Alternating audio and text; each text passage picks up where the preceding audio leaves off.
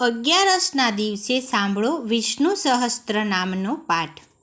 અંત વિનાના હજારો સ્વરૂપવાળા, હજારો ચરણ, મસ્તક, સાથળ અને બાહુવાળા પરમાત્મા તમને નમસ્કાર હો.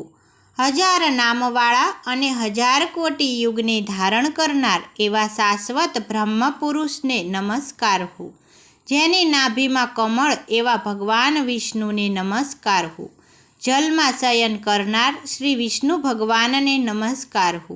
હે કેશવ, હે વાસુદેવ, આપને નમસ્કાર હો.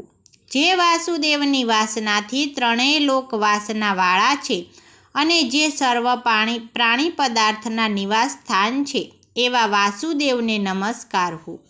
બ્રહ્મ સ્વરૂપ અને સૌ બ્રાહ્મણનું હિત કરનાર એવા દેવને નમસ્કાર હો. જગતનું હિત કરનાર શ્રી કૃષ્ણને નમસ્કાર હો. ગોવિંદ સ્વરૂપને નમસ્કાર હો. જેમ આકાશમાંથી પૃથ્વી પર પહેલું પાણી સમુદ્રમાં જાય છે તેમ બધા દેવોને કરેલા નમસ્કાર ભગવાન કેશવ પ્રતિ જાય છે.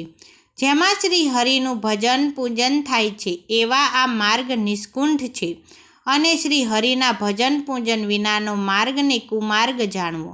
બધા વેદો જાણવાથી જે પુણ્ય થાય છે અને સર્વ તીર્થયાત્રાથી જે ફળ મળે છે તે સમગ્ર ફળ દુષ્ટોનો નાશ કરનાર શ્રી વિષ્ણુ ભગવાનની સ્તુતિ શ્રદ્ધાપૂર્વક કરવાથી મળે છે.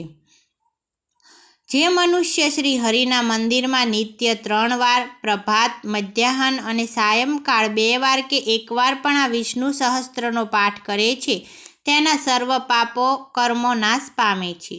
જે મનુષ્ય આ સ્તોત્રનો પાઠ ભાવભક્તિથી કરે છે તેના શત્રુઓ બળી જાય છે, તેના ઉપર સર્વ ગ્રહો શાંત રહે છે અને તેના સર્વ પાપ વિનાશ પામે છે.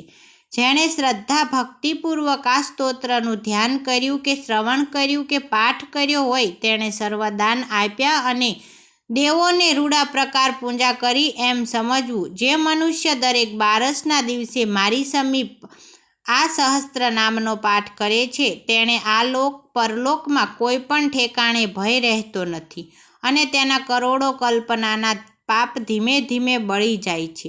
હે અર્જુન, જે મનુષ્ય પીપળાની પાસે કે તુલસીની પાસે બેસીને આ શ્રી વિષ્ણુ સહસ્ત્ર નામનો પાઠ કરે છે તે કરોડો ગાયોના દાનનું ફળ પામે છે.